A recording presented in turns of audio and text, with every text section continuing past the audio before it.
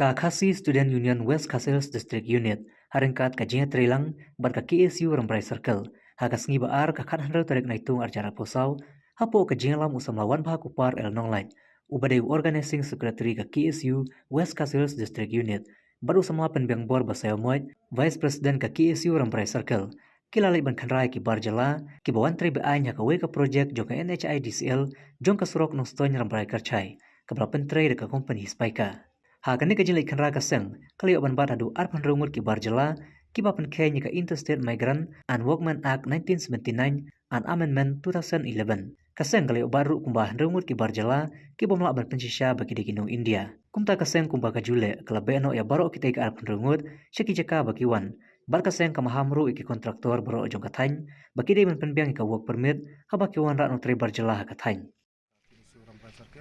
nilai wan hang ni site jong ka pentre ya ka suruk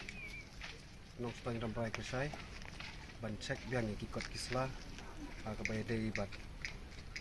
ki nong tre jong ka company te hadin ba kaseng kala cek ki kot kisla jong ka company Spika nilala bahadu akun riu ngut ki nong tre barjala bawan tre ka company Kimson Ladon kot kisla ki babiang kamtam ya ka work permit ke idonru katuk ani ki barjala ki ba wantre ha kani company ki bam syam lala tang ban pensisa yala di ba kidai kita ki nong India kumta na kalyang jong kaseng ni hap siam ya kasenjam ban be no yaki na kani ka jala jungi nda kira biang ikot kisla ki ba biang kila ban wantre biang te nakaliang kaseng ka kumba long ka seng hi bro kawai hapo jala ka jungi ni ban biang sesien ba ni dawa ya ka LP